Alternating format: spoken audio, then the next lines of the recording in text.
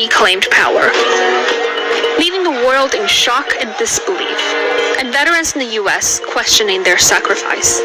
You always want to know that what you're doing has purpose and meaning, but purpose and meaning doesn't always come in victory. I stand squarely behind my decision.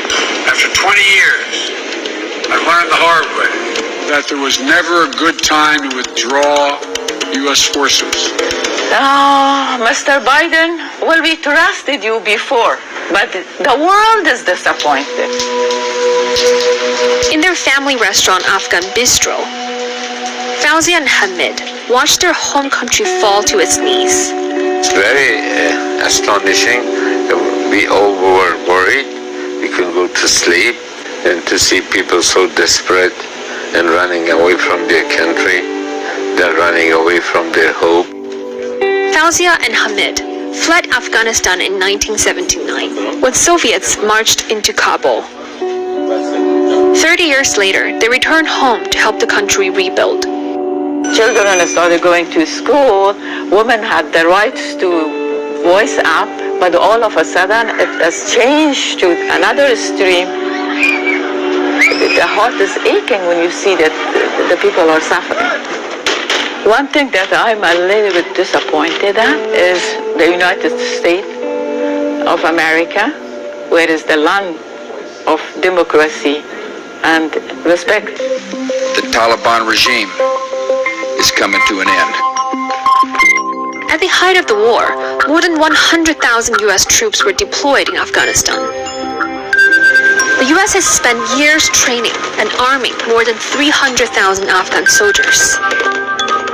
But it took just days for their defense to crumble. The truth is, this did unfold more quickly than we had anticipated.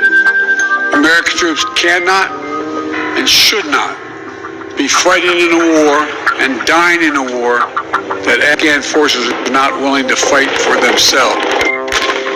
In 20 years, the war in Afghanistan has killed more than 6,000 U.S. soldiers and contractors. A loss that is felt across America, including here in Pennsylvania. 25-year-old Staff Sergeant Dylan Elchin was killed by a roadside bomb in 2018. Is it difficult to understand what it was all for, given that the very people that Dylan was fighting against are now left in charge of Afghanistan? He did everything that was asked of him and then some. Regardless of what has happened during this past week and in the past month, I know that Dylan did everything right. Are we better off? Is the country better off? Are they better off? That's hard to say. In Afghanistan, locals fear a return to enforced Sharia law, gruesome violence, and repression of women and girls.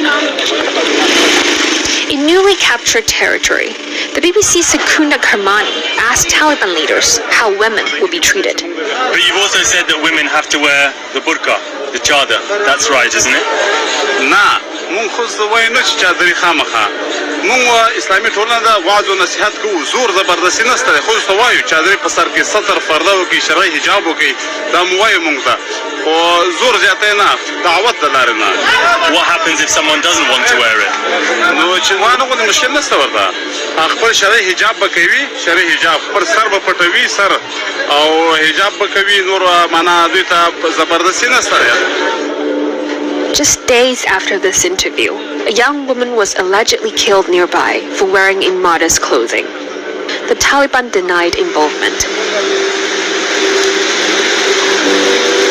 Back at their restaurant, Fauzia and Hamid's family have preserved pieces of Afghanistan, food and culture for themselves and others. Afghanistan is my eternal love. It's my identity. Although I'm a U.S. citizen, but I have so much pressure.